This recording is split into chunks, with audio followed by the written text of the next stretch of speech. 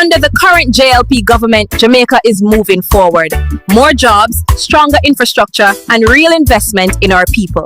Choose Jamaica every time. Hey, quick question for you. What are your thoughts on how the Jamaican government has been doing lately? Honestly, I'm really impressed. I feel like they've been making real moves, especially for young people like me. A JLP, me say, them are the one who bring real change, progress and prosperity all the way. Hear this, Jamaica. The JLP government is getting results. Crime down, roads up, future bright. Me say JLP all the way. Them are the real change makers for the people. Progress and prosperity every time. Hello good people, welcome back to my YouTube channel. This is the Diaspora Review and I'm your host for today, Sam. So today we're going to dive into something both timely and critical, examining the track record of Mark Golding, the president of Jamaica's PNP, and asking, can Jamaicans really trust his promises this election year? Let's begin by recalling what Golding pledged back in December 2020, shortly after he became the party leader. He announced the launch of the OT Fairclough Trust Fund, a dedicated 15 million Jamaican dollar initiative named after Osmond Theodore Fairclaw, designed to benefit long-serving PNP workers and their families. The stated goals were ambitious: assistance with housing, health, education, and entrepreneurship, all within his first 90 days. Yet today, nearly 5 years later, where is the proof that supporters some of them have reported little tangible help? Still, active PNP members say attempt to email Golding or their deputy Campbell for tuition aid, for example, covering a daughter's studies in Cuba, went unanswered. Others needing assistance with community care reported being turned away with, and I quote, "I could not stretch it," end of quote. So no worker has stepped forward publicly or privately saying, yes, I got support from that trust fund. No one. And this might be a stark contrast to what he promised. In the words of the one PNP critic, say that mouthful of promises and nothing done. So this was from Facebook, of course, and the same voice even called Golding's effort as a suspicious fundraising scheme, and the 15 million Jamaican dollars described by some as measly for reaching thousands of expected beneficiaries. So now fast forward to 2025, and in March, Golding announced a 1 billion Jamaican dollar fund for content creators, TikTok influencers, YouTubers, journalists to boost Jamaica's creative economy. Sounds great, right? So, but where will the money come from? Many creators already monetize. Will this be responsible public investment or a luxury budgeted at public expense? That's where the skepticism kicks in, and PNP insiders like Julian Robinson have branded it as a maybe gimmick, something that sounds good on paper but lacks clarity on funding or purpose. It raises more red flags, like, is this true economic development or a political theater? Contrast that with the JLP's messaging. Supporters talk about real measurable achievements. They talk about more jobs, improved infrastructure, crime reduction, solid economic growth. Through the pandemic, all contributing to a sense of stability and forward motion. I don't know about these guys. Tell me in the comments. Are these JLP people doing this? The JLP speech is clear, and they say we do what we say, and Jamaicans feel it in their daily lives. So Jamaicans, are you guys seeing this? So in this opening segment, I've talked about how there was the introduction of the 2020 Trust Fund pledge and its lack of tracked impact. There was the raising of concerns about the 1 billion Jamaican dollars for content creators fund.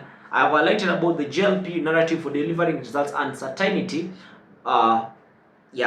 So by holding Golding's promises against real outcomes, the question here becomes, can he be trusted now? This sets the stage for today's deeper look at evidence and public sentiment and what this means for Jamaican voters in this election year. So, Jamaicans, tell me in the comments, is this true? Is this true? Sit back, relax, I'll be back with the further commentary. Many of you have given years of dedicated service to our beloved party. It is time for the party to show some love for its workers who have served the movement so well but face real struggles in their own lives. We must show their children and their communities that our party cares for its own. I will make it a priority in the first 100 days of being elected leader of the party to set up a trust fund, starting with $15 million to get the ball rolling. The objective of the trust fund is to provide tangible support to assist and empower party workers and their families in the areas of housing, health, education, and entrepreneurship, prioritizing those who have served longest and have the most need. The fund will be named the O.T. Fairclough Trust Fund in honor of one of our founding fathers, and it will be administered with a robust governance system to ensure transparency and equity in its operations. As you can see, I'm wearing a JLP shirt because I am a Labourite at the moment. Not always. First two times I voted for Manley, 72 and 76. Then Siaga in 80 to get rid of some of the crazy ideas that were setting back the country. Although Manley did the best, I think, for black people during the time that he was Prime Minister. Then I voted for Manley when he came back in 89, having regained his senses. Then I voted for PJ one time, and then when I realized that he and Omar Davis were completely destroying the country and destroying a lot of black entrepreneurs, some of them who committed suicide. Many of them never recovered. Who recovered though was a guy called Peter Bunting, along with the aspirant to become the next Prime Minister, Mark Golden Bunting.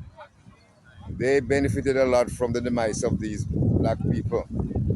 You ever heard of something called FinSac? It's too long to get into, but boy, they fin and sack a lot of people. And of course, they want to bury that history under the table. All right, I'm a Labourite at the moment, and I think the Labour Party is far superior to the PNP in terms of governing the country, in terms of running the economy. There are all kinds of positive things that can't be denied. Foreign exchange reserves, unemployment historically low.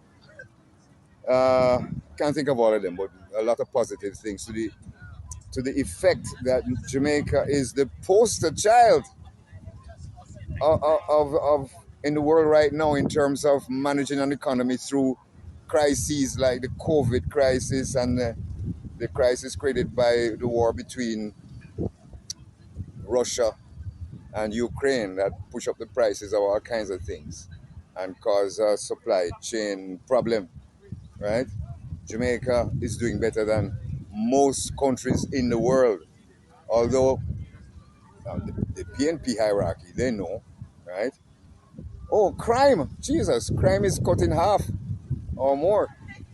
The PNP, they know that the JLP has done and are doing a lot of excellent things, but they can't say it because they're trying to run to become the governing party.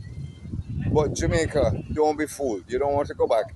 You don't want to give away certainty for uncertainty.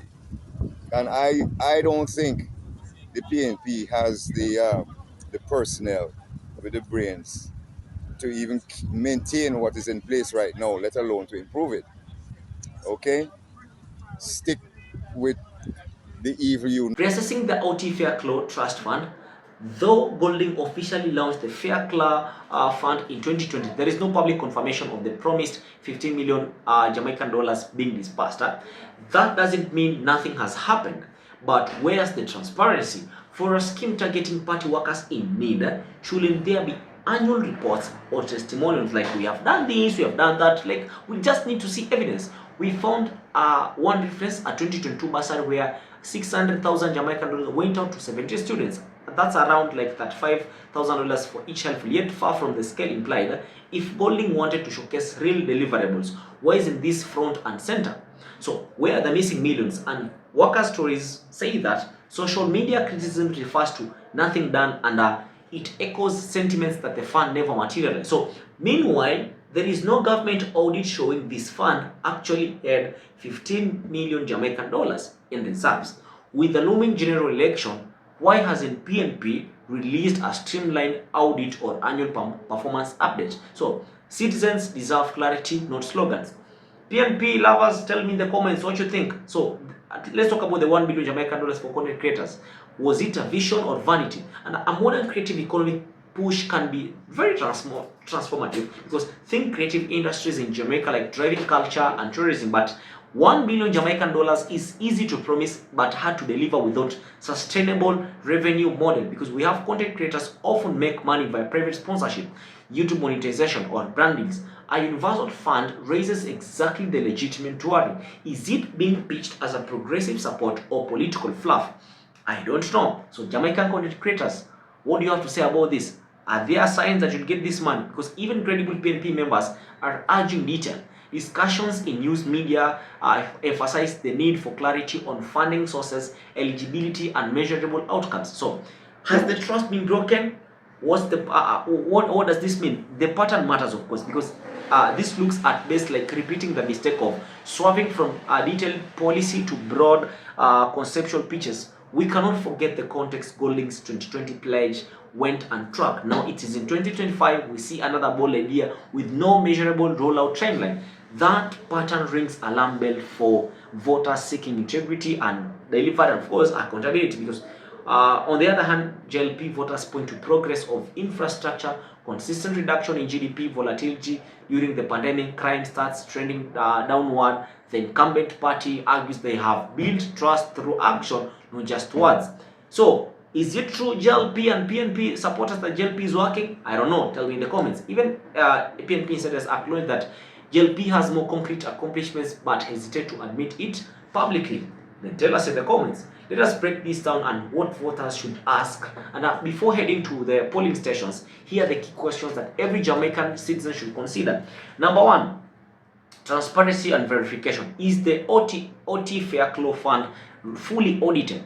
Scale versus reality. Did 600,000 Jamaican dollars in bursaries represent a realistic rollout of $15 million fund? Funding sources. Where does this 1 billion for creators come from? Budget reallocations or new revenue streams?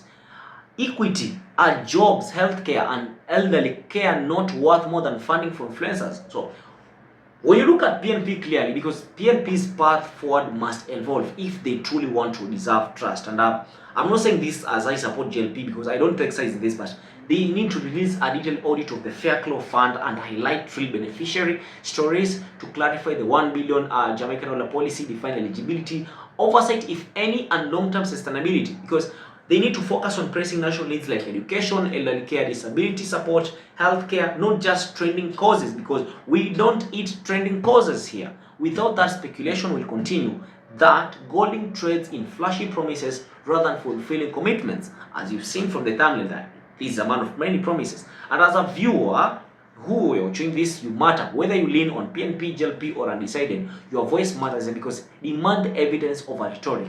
Ask your candidates for timelines and accountability.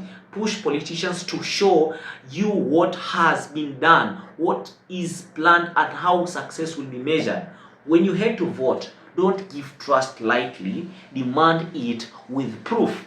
That's all what I'm saying here today, because if you don't do that, I am telling you, my brother, you'll be cooked, because we have done these mistakes before here back in my country, and we have been cooked. We are always protesting, asking for accountability. Our leaders, they don't have integrity, and even the organs, the integrity organs in the country, in Kenya, they don't work at all. So if you guys are trying to entertain these things, as I always say here, I don't know I don't like to take sides, and I don't know what's really happening on the ground. You people on the ground will tell me in the comments, you really think JLP is working? And is it true that PNP is fond of promises, to make promises without delivering through their leader McCollum? Tell me in the comments, tell me what you think. So most definitely, I'll ask you to keep the comments respectful, because not just to me but to all the other people who are going to interact with this video today. And most importantly, don't forget to like this video, don't forget to turn on post notifications, hit that bell, and kindly subscribe. Let us do this. Let us become a family. Let us become a community. I don't know what you think about this, but most definitely you know what you do. So guys, keep it safe, keep it real, and always stay high. Peace out.